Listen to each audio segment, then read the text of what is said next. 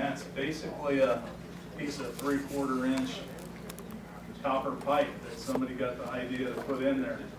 You know, is that legal? You know, they actually made a slug that looks just like a fuse, but it says that there's no overcurrent device in it. It's just a slug to fill that position. Because why?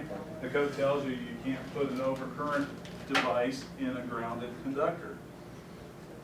So they had changed this service out to a 480 volt service, got rid of the Delta system. The Delta is going away slowly but surely, and the 480Y system is the more common.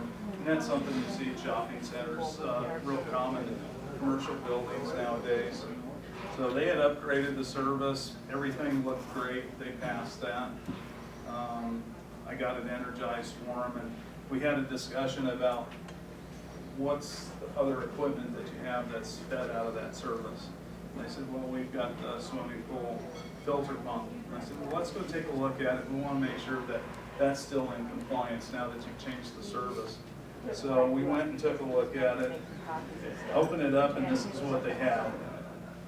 And, you know, a little humor goes a long way, so.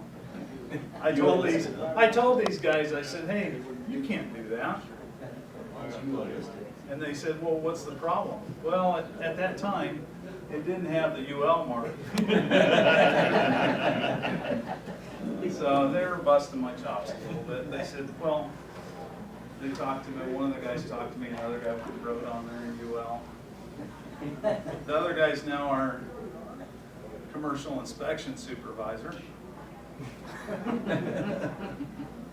So they did that as a joke. They said, I've got to get a picture. But seriously, when we look at this, if we hadn't looked at this, think about the problem we would have had. This is being fed by 480 volts, and it's feeding a pump motor. So if we hadn't looked at this or caught this, think about the things that we have. The first thing is that I noticed is there's two different types of fuses. The code is very specific. You use one brand, one type. The curves are different.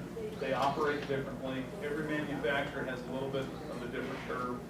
The overcurrent devices inside of them, the melting curves are different. The makeup of the fuse itself is different. So you want to find the same type of fuses all the way across. Obviously, this copper that's in this place now, you have a 480Y system. There's no overcurrent protection for that motor. There's no ground fault short circuit protection for that motor. So that was a big important thing to catch and make sure that they changed that. And they did. They changed that out. This feeds a motor starter. I didn't take pictures of the rest of it, but it feeds a motor starter right next to it. They took in, and that may be a combo motor starter, but they changed the thermal protection and it made sure it was sized right to the motor.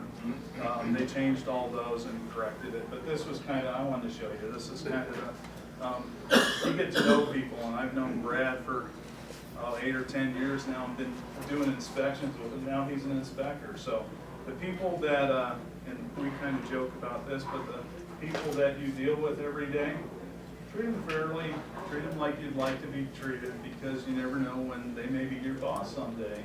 So it's come around, and I always try to treat people fairly and, you know, educate them. You take a couple minutes and educate them.